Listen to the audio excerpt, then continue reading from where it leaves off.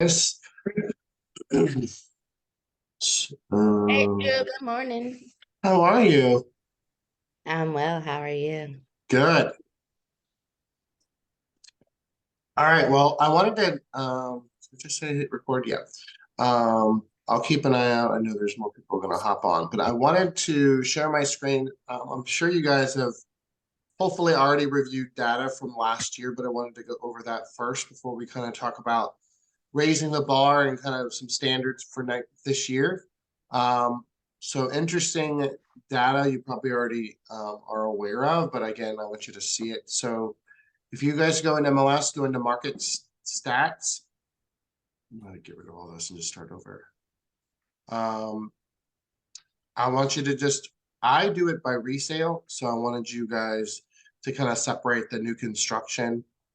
I do a bar graph and I do it year to date. So I wanted just to review some of the numbers that you may know about. Um, and I also wanted you to know that this is great data for you to either go on Instagram or Facebook Live. This would be good for graphics for you or your social media person to create because you guys are the local experts. So it's a really good time for you to review this information. It goes away because they don't archive it. So basically, we're looking at the entire 2022's data. And then when February rolls around, it goes away. So make sure you're taking screenshots of this, download PDFs. But I wanted you guys to look at the average sales price for resale in all of MLS for CVR MLS. So you obviously see that the prices are still up. But I want you to do a 3-year trend. 1 year is never a trend. And the last 2 years have been kind of funky, but last year was kind of this kind of transitional year. I think we're going to go through that. You'll look at some of the data. I think that's going to happen this year as well. But the pretty much the only positive number is the prices are still increasing. And that's still based on that, obviously, the inventory, supply, and demand. So just want you to know the average price in Richmond is 383. That's up from 10%. It is lower than last year, which was up 12% the previous year. So new listing I want you guys to be aware of. This is all the listings that came on the market. Um, we're below 2-year trend. So we're just over 20,000. So we're down 13%. So we thought we had low inventory in 2020. We even have less houses in the previous year. And so I wanted you guys to kind of know that I know we all keep saying that, but like I think showing the data is important. So low inventory is great, but actually saying we were low in 2020, but we've even lost another 2,500 homes. So we're literally not catching up, which definitely shows supply and demand. That doesn't show a real estate crash. It just shows there's this huge kind of pressure cooker that we're all under. So we'll kind of talk about that. Pending sales is down. This is the first indication that the market is kind of shifting or changing. Down 18% from the previous year. We were up 4%, and then 2020 was even under that. So we are actually in a 3-year trend. We're way under what we were spending for that. So that's starting to show, obviously, the indicative of interest rates, that low inventory, the buyer fatigue, things like that. So again, that's just something I want you guys to be aware of. Closed units are down pretty dramatic. 17,000 units versus 20,000, 21, almost 22,000. Again, that's a big indication. Um, from a financial standpoint for you guys, that is in a way a good thing. Agents are leaving the market because they can't afford to stay in the market. So those transactions are going to less agents, which actually is great. So you guys can still maintain your goals and units, but just know that every transaction matters. And a lot of the coaching conversations I'm having is you guys are still writing lots of offers, but you're not getting necessarily them all accepted, right? We still have multiple offers. We're still having some interesting contingencies that have to be waived. So just kind of work through that. Um, days on market, the average is 14 days. So that's dropped dramatically. With that, supply is about the same, less than a month's worth of inventory. And then the last thing I wanted you to see is showing to pending averages. So this is really important for your sellers to know that it basically takes 16 showings to get a pending. Versus a couple years ago was 13, things like that. So it's literally taking, a good amount of people to go through there. And I don't know about you, but I know a lot of my clients, the showings have gone down. So it takes 16 showings, but it may take, again, 2 or 3 weeks to get those offers in. So we're gonna so I wanted to lead with that because I think there's a lot of negative numbers on the screen, and I wanted you guys to be aware of it. It's not necessarily bad. It's just it's transitioning into a different market. Okay. So the reason why I wanted to kind of chat with you guys today is I feel like change creates chances for you guys. And I want you to make sure that you guys are leaning into your skills more. Let's be honest, the last few years, we really wrote offers, blank offers. We did everything we could just to get the deal to stick. So we didn't have a lot of contingencies. Those of you on the call, a lot of you have a lot of experience. You guys need to really flex into that. There's been some agents that maybe have been in the business 1 or 2 or 3 years. Many of you are kind of what I call veterans, have been in the business 10, 12, 15 years. So make sure you're flexing that, showing that, because when the market changes, it always goes back to experience matters. And then negotiation. I think one of the things that I want you to do is be really comfortable starting to tell stories about negotiation on social media at your listing and buyer appointments, because the days of just writing an offer with no contingencies is not as common. So I want you to just think through that as we go through that. So the first thing I want you to think about kind of raising the bar for 2023 is that we got to up our game on social media. The 3 things we really got to focus on: Facebook, Instagram, and just video content overall. I talked to a social media expert the other day, and I know TikTok is all the rave, and I think they're great. One thing he gave me advice on, he was like, the demographic for TikTok is 18 to 24 years old. And historically, that's not the age group that buys a house. Facebook and Instagram will still be your primary platforms. So make sure that you're leaning into those platforms. I think us included in the coaching world, we have slacked on that. But Facebook and Instagram specifically, you guys got to get going into the video content part of it. I think I mentioned to some of you on different calls, Keeping Current Matters, which is a subscription-based service. They do a great job of providing scripting dialogue for video content. Our goal is the next 60 days is to get some video content training for you guys to make sure you get really comfortable on video, that you kind of feel comfortable with the scripts or dialogue that you're saying and graphics like that. But everything is going towards video. It's been going for the last 5 years, but it is very high. 2023, we've got to raise the bar with video.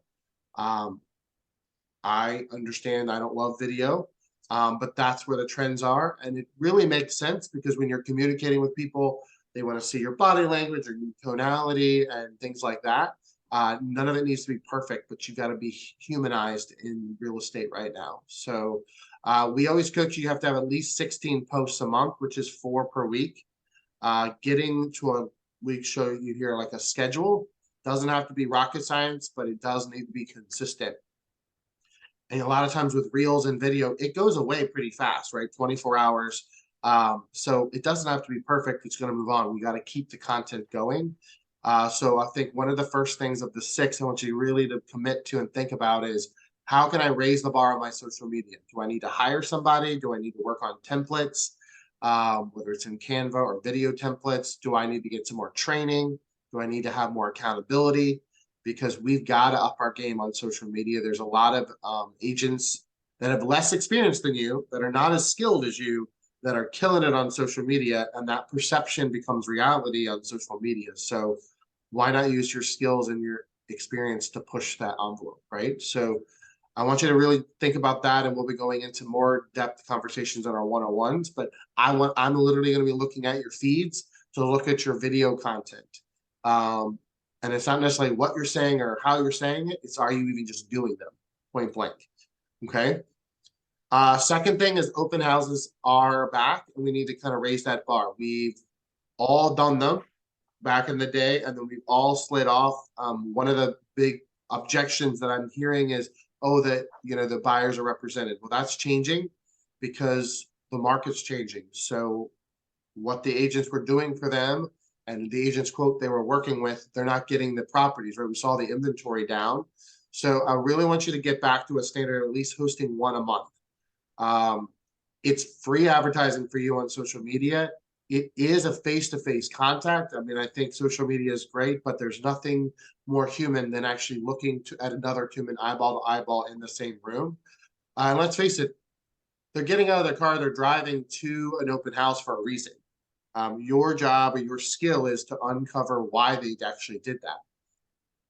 No one just buys a house, they start, quote, looking, right? Just like a car. If you're in the parking lot of the dealership, you had some intentions of looking at buying a car, right? You just didn't randomly walk into the dealership on a Sunday or a Friday, right? So buyers are actively looking. Open houses became a thing. Obviously, through COVID, they looked at that more as a showing, but open houses are back. So if you haven't hosted an open house 18 days into this new market, I challenge you to go find one, you can go do it. I've also found that you get a little rusty, so be careful about that. Kind of regroup.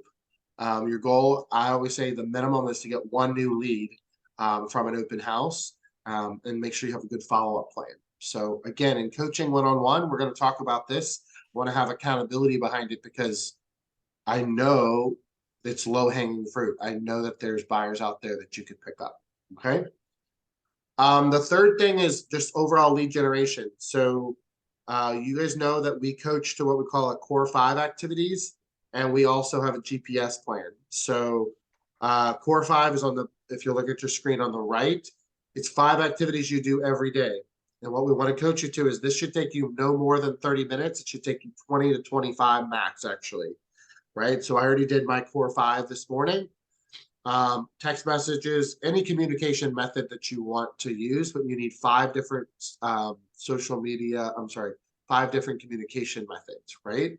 And it's like a snowball. So if you start on Monday and you do your core 5, half of them maybe won't reply to your text message or DMs. And then as the week goes on, they're going to reply. So if you're consistent by Thursday, Friday, you should be replying to a lot of different communication methods.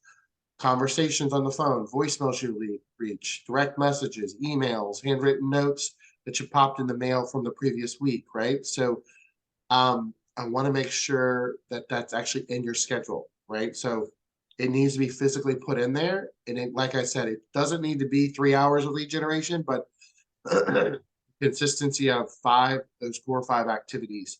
And I wanted to bring up the fact that we have a system called DTD2, which is do the database 2. It's basically you take 2 letters of the alphabet and you call or you text or you communicate with them every week. If that's an easier system, do that. But we've got to go back to those standards of lead generation. I know you guys have been crazy busy the last 2 years, but 2023 is already looking like we need our pipelines much larger and more robust. And the only way to fill that pipeline is to lead generate. Prospecting is always going to be the name of the game in real estate. So I want you to think about that. The other thing is that GPS plan. We created those in November, December, and you should be executing those plans. Make sure they're printed and you use it like a grocery list. You and I use those on our daily one-on-one sessions. But I want you to make sure you're using that as a kind of a priority list so you don't have some of those activities slip through the cracks. All right, the next one is probably one of the most important right now. We have a decent amount of agents that have listings that I'm just going to be blunt, the listings are overpriced. Maybe the market data was showing that they're priced that way, or the seller told you to price it that way, but I'm going to go into the listings individually, and we're going to analyze some of the pricing because I'm seeing overpriced listings. It's tricky right now. I know the market's a little funky with how you're doing CMAs, but you need to go back further. Maybe you're doing 6 months, maybe you're doing 8 months. You need to go back and look at where the where the shift or the change in the market is. Even though prices are up, when we looked at those original percentages from last year, it's still you still have to bring it to market value. Remember, market value has to be what the buyer is willing to pay and what it appraises for, right? Those are the two standards that you have to have for market value. I'm seeing a lot of days on market as well. So we're creeping up, we're 14, 16, 20 days on market. So that is either condition or price. So I think one of the things is setting better seller standards. If you're in a listing appointment and the house is not in the condition or the price that you want, you've got to set some standards with them about doing a price reduction within 14 days. Or if we don't have 10 showings and an offer, we are going to agree to reduce the price. Or you've got to be much more, I hate to say aggressive, but you have to be much more leadership driven on telling them that they need to change some things in the house. I'm seeing a lot of people going into houses and the condition of the houses are not great. So just want to make sure you guys are the experts in this field, and condition and price matter in this market. And we're going to see a lot of shifting and changing condition and pricing over the next few weeks, few months. And I want you guys to actually sell those listings and not have them turn into expired listings. Okay.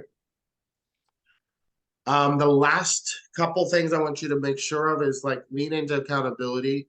Oh, no, that's actually, I want to talk about marketing first. Yeah. So this one should actually say, don't stop marketing.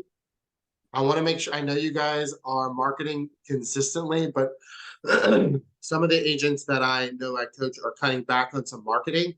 I'm okay with you evaluating your return on your investment, whether it's, hey, we've done this postcard, it's not getting the traction we want, or we did this Facebook ad and it's not getting the leads we want, but we cannot stop marketing. We want to make sure that you keep marketing. Remember, it's prospecting based, marketing enhanced, right? So you've got to make sure you keep up with your marketing. So a lot of marketing is free. Social media marketing, for the most part, is free. Email marketing is free. I was looking at some information about email marketing. I don't think we're doing enough of it. A lot of the higher producer agents are still doing 2 emails a week to their database. And so I'm seeing some of you doing once a month.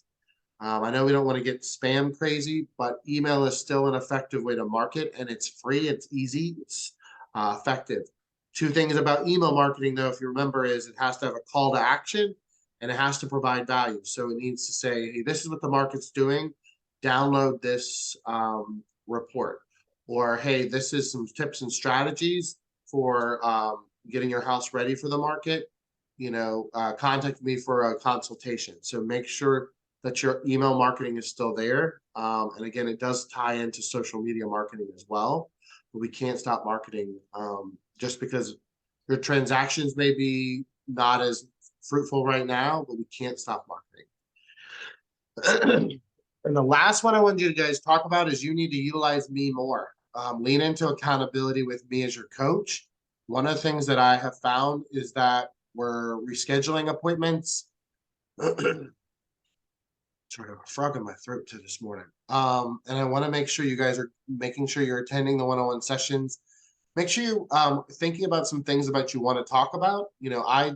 I'm happy leading the coaching session, but if you have a list of questions or concerns or ideas pre-written down so we can be effective for the time we have.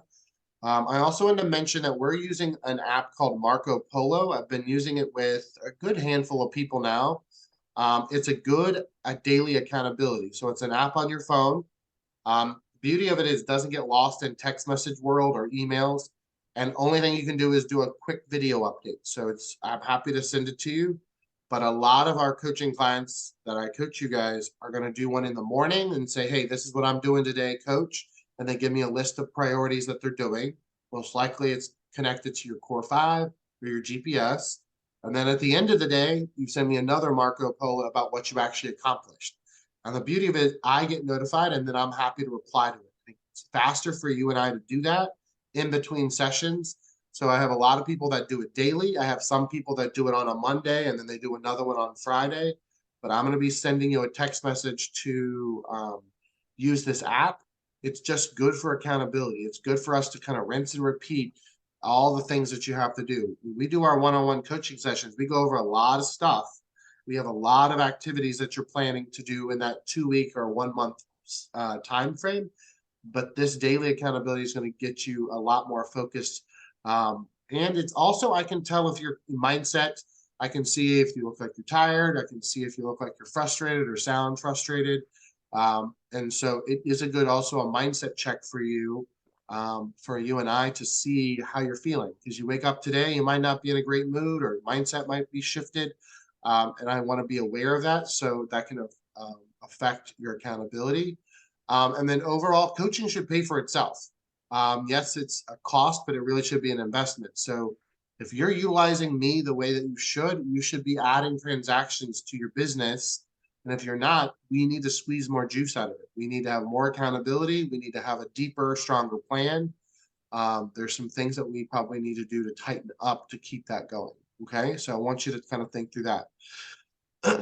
So those are the 6 things I wanted you to think about to raise the bar. I want you to make sure that you go into this month specifically and focus on these 6 strategies. And I wanted to spend like literally 5 or 10 minutes. What are you guys seeing in the market? I'll just, if you guys want to unmute yourself. What are you guys seeing 18 days in the market? Do you think that the market is strong? Is it slow? Is it busy? What are you guys seeing with showings, offers, 18 days in the market? I want to hear from you guys. Anybody want to share? Drew, I'm still not seeing a lot of inventory in what I keep being told is the normal people price point, under 400, above 200. There's not much inventory at all. So my buyer clients are having a rough time finding anything, not even having a chance to fight like we were doing 6 months ago, where we would be able to find things, but it would be 30 other people looking at it. We're just taking everything that's just been sitting on the market for 40, 50, 100 days. Yeah, so what I'm hearing you say is that there's still no inventory, and then the stuff that's out there is sitting on the market forever because it's not good. Is that why? It's just crappy? Yep, true. Yeah. So I think it's going to go back to those skills that we did in 2020 when the COVID hit. I really want you guys to get back in the habit of sending out letters for off-market deals. If you see a property that's not in great condition, but they like the location, you guys need to be mailing a letter or a handwritten note to everybody on that street. And I know that it seems cumbersome, but it just can be simple. That says, hey, looked at a house on your street that was for sale. It wasn't in great condition, but they love your neighborhood. If you're looking to sell, we'd love to talk to you about a private sale. There's nothing wrong with saying, hey, the house on the street's just not up to the standards, right? But sending 6 to 10 of those handwritten notes or like a form letter, we're probably going to have to go back to, not probably, we're going to have to create our own inventory. Because us waiting for it to show up, the buyer's going to just sign a lease and skip out, or they're going to get frustrated and they're going to not have as much motivation. So I think that's one thing, is maybe go back into those. If you're showing houses and they're crappy, but they love the location, everything on that street most likely is similar priced, or same school district. So they like the school district. They like how close it is to 95, right? So, and a lot of those letters you can pre-write, right? Hey, we previewed some houses in your neighborhood. My buyers didn't like the inventory that was available. So if you have a house on that same street that you're thinking about selling, you can do it as a private sale. Pros of private sale is they might not have to pay the full quote standard commission. You can give them a little bit of a better commission difference there. They also could control when they move out. Maybe it's not a 45-day close, it's a 60-day close. So these are things that sellers may be enticed to sell to you guys if you do those. So I think that's a fair concern or condition right now? What else is happening in the market? Who else has got some stuff going on? I've got a seller right now who is, he's still stuck at his current home. He's got a 2.9 interest rate. And then he's, for the new home, it's going to be, 6.5 to 7%. And we've talked about that you can refinance, prices are continuing to go up, trying to help them focus on their big goal. I think the motivation is different between him and his wife. They live in a townhouse right now. They've had a second child. And she's ready to move into something larger, and he's open to that, but I think he's, also hesitant because of the dollars there. Do you know the difference between the monthly payment of the interest rate difference? Do you know what the difference in how much, do you know how much it is? They're going to be going from paying $1,500 a month to almost $4,000 a month. Gotcha. Yeah. Yeah. So I think when that swing is so dramatic, I mean, that's doubling their house payment, right? So a lot of sellers are offering closing costs or to buy down those points, right? So I don't know if that's something you can say, hey, we might not be able to cover the $2,000 difference, but we might be able to split the difference. If the seller can give us, half of those points, it's $1,000 a month decision. You like a 2-1 buy down? Yeah, exactly. Yeah. Okay. So I think maybe and the biggest thing with interest rates, is don't focus on the interest rate, focus on the payment, like what you just did. Well, that's what I tell people. I said, you don't live in the rate, you live in the payment. Yeah. I mean, none of us car payment wise, we know what our car payment is. Some of us don't even know what our interest rate of the car payment is, right? If you have a car payment. So I think we need to we need to really be able to chunk that down. So if your lender isn't giving it to you, use a mortgage calculator, but like say, hey, it's a $2,000 decision, and if we can get them to split the difference, it's $1,000 decision, so, that's $12,000 a year. You're going to make that up just in appreciation, number one, and then everything else that's connected to the way that properties increase in value. So if you do any home improvements, that increases equity. Obviously, you're paying down the mortgage, so that's going to give you a larger equity at the return of a 5 or 10 years after you flip. So I would just kind of coach there's definitely some closing costs connected now. Yeah, it's that, and also they have to sell the townhouse in order to purchase, and they've got 2 kids and 2 dogs, and they have family locally, and they can go stay with them, and they were open to plan B if the house that they like right now they don't get, and they don't want to, they want to wait for something. But now he's again pushing back. Well, the Wi-Fi isn't good out there. It's in Powhatan, and I need it for work. But I mean, I know there are mobile Wi-Fi's you can get that help in those kind of situations, aren't there? Isn't there like MiFi and things you can do to overcome that? I mean, and Powhatan's gotten so much better with internet overall. I mean, they're working hard to get it because everyone's moving. I feel like everyone's moving to Powhatan. So I mean, they definitely know that Wi-Fi is there's a high demand for it, but there's other things out there. There's boosters. Do y'all have any suggestions on that for other Wi-Fi, mobile Wi-Fi that helps? Do any of y'all know? Does anybody have any? How are you guys overcoming like the Wi-Fi if somebody is having concerns? Anybody out there? I guess not. I'm sorry, someone didn't mean to cut anybody off. I use a mobile hotspot that works out in the middle of nowhere. And what's that? What is the company? The one that it's just through Verizon. Okay. So it's just a part of my phone plan, and it's an additional like $20 a month. Like I don't use it all the time, obviously, but it is a great backup if your Wi-Fi is spotty. And again, it's not like using your phone as the hotspot, which uses all your data up, but it's like a separate device. Yeah. But yeah, you can drive with it. I use it when I'm on the go. It's really, or if I'm camping even, and I'm with my family and I still need to work. And you can do video-based stuff like Zoom or watch a movie and stuff like that. It's strong. Yeah, because he teaches an online class, so it is for work. So he does have to have good Wi-Fi. I do, agree with that, but I just feel like I think one minute he's on board with doing it, the next he's not. And she's just like, we got to get in a bigger place. And they do. I mean, they really do. Yeah. Well, I'm Yeah. having the same objections. Like I just showed a house the other day and they were like really considering buying it. And then all of a sudden they're like, well, the payment's going to change X amount of dollars. I was like, well, if you rented your house and then you had the rental income, or you could sell and this is how much equity you have in your house. And then I was like, yes, your payment is half, but you bought the house that you live in at half the price that the current house you're looking at. Mhm. Yeah, It's if you exactly. upgrade, then you pay more. And then, it's some people are really stuck on some of those numbers and it just Mhm. takes time. Maybe I'm not doing the best job at overcoming those objections either, but the more I learn about it and the more I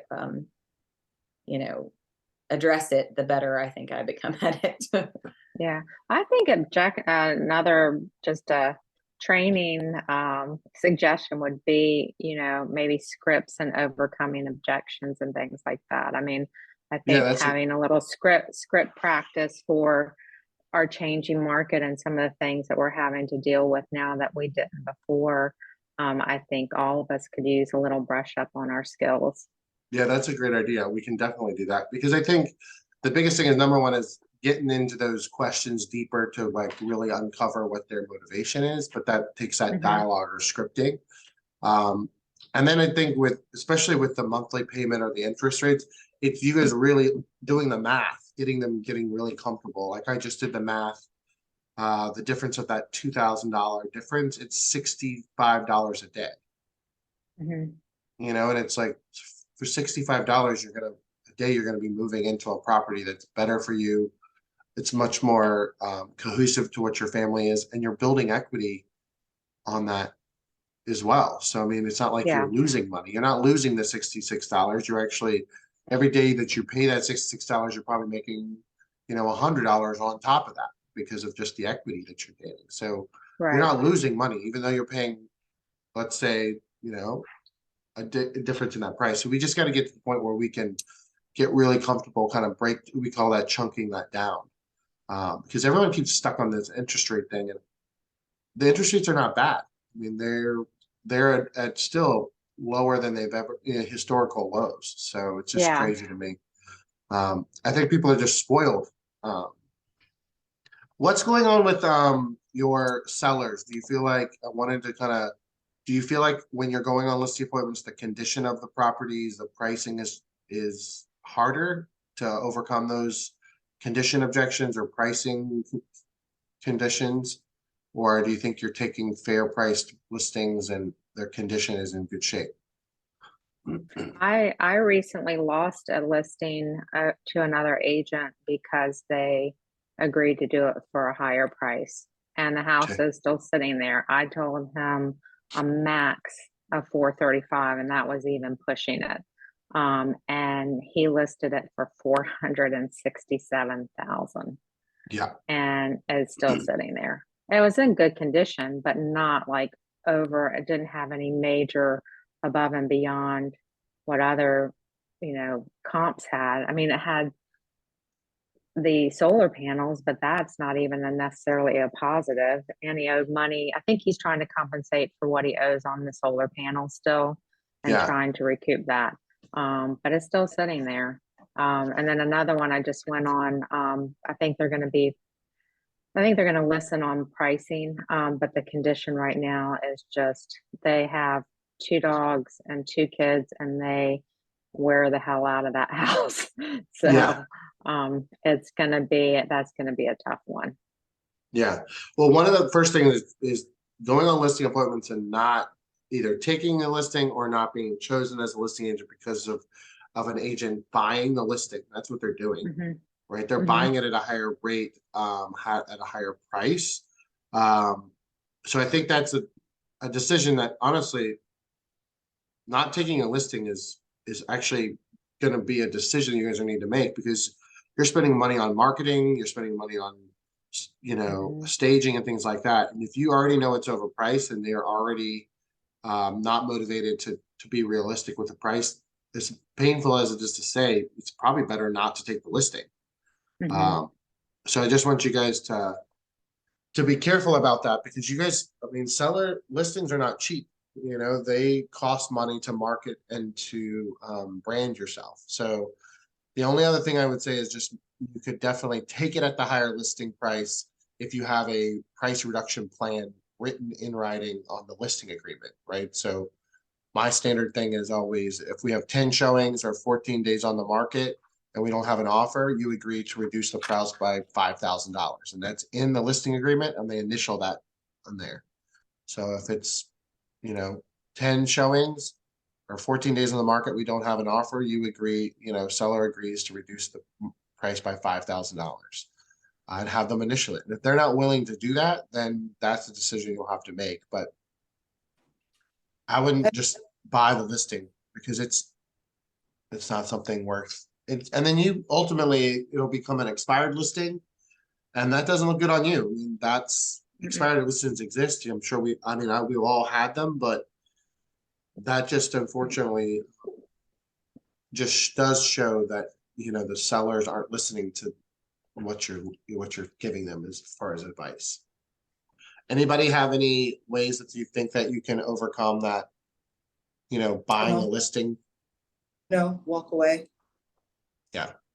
The same thing happened to me, and I had that in our plan. They were a previous client. I had sold them a different house, and they married, and they were going to sell this house, and they wanted the same thing. And I could not come up with that number that they wanted to list it at. I put the same stuff in my listing agreement that, okay, we'll go with this number, but in a certain amount of weeks, we'll go down and have a price drop.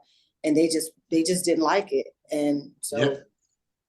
But that's good. The good thing is that you tested their motivation and they're obviously weren't motivated, you know? Yeah, and I have not went back to check and see if they sold it or not. And it just didn't matter to me that much. Not that I didn't need the money, but I felt like it was gonna be, my principles were just too much. And then the last thing I wanted to ask you guys is social media. Do you guys all video content we've got to get going on that at a higher level. I understand that you were just talking like you've done a lot better at getting on there. What are your plans or your intentions to raise the bar for social media this year? Like, what are we going to do to get out of, you know, it's uncomfortable, but what are you guys going to do to really be more intentional with your social media this year? Well, we did the caravan last week, and I had so much feedback from doing a live video in the caravan, but everybody kept coming back saying, well, can you do some in some normal people prices? Price range, yeah. And so I have decided that I'm going to talk to a few different builders that are in a lower price point and just see if I can do a few lives with those. I also talked to one of my lenders and I want him to do a live video with me, a few of them. But one of them was about the 2-1 buy down because that's such a helpful tool right now for most of the buyers that are still stuck on. They want their interest rates to be 2%, and that's just not where we're at. And then, you know, I have a buyer right now who needs that 2-1 buy down because he doesn't want the $1,900 mortgage payment. He wants literally the 2-1 is going to give him, the 2-1 is going to give him like 12. Oh, wow. Yeah. And that's a great video content story to be able to just say just like that. I have a client right now that he would qualify for XYZ per month, and with the 2-1 buy down, it's $1,200. Like, that's the type of content we need to be building more of, you know? So it's just using the slang of I just need the content ideas. But that kind of came to us the other night because we were talking about it, about this particular client. Yeah. You can't do too much video. Once a week is kind of a minimum standard that we're looking at, but you know, Instagram Reels once a day would be would be great, because all those reels, after 24 hours, they go away, you know? And the Canva Okay. posts that you guys are doing, those are great, but those are not gonna get the same traction as reels and just overall video content, so. So a question about so is the Instagram reel gonna go automatically to the Facebook or vice versa? Or do I have to do two? If you have the settings like that, yeah, they should. I gotta set it up that way. Okay, we'll figure that Yeah, out. I mean, they should marry into each other, right? So if you do it on Instagram, it should pop up on a Facebook, the Reels section. And same Okay. thing. And they don't need to be very long, but I think, yeah, any type of tour of a property, any type of discussion about, without, disclosing someone's name or the negotiation, like talk about a recent under contract and maybe some of the things you did to win the offer. Talk about the 2-1 buy down, but be very specific with the difference in the payment. Remember, we're talking about, so I just want you to go into this, it's 18 days in, there's a lot of things that are changing in the market, but there's plenty of houses and plenty of opportunity to have a great year. But I think we're gonna have to lean into some of the stuff that maybe made us uncomfortable. Social media, video, being consistent with lead gen, all the 6 things I just talked about. It's okay. Hey, Drew. I Yeah. know that somebody recently in my office, I'm with Keller Williams, did a post, I think, really getting into some details on some lender loan information. Yeah. And our leadership said, do not do that. You're crossing the line. So they're specifically talking about lending and they're not licensed to do that, right?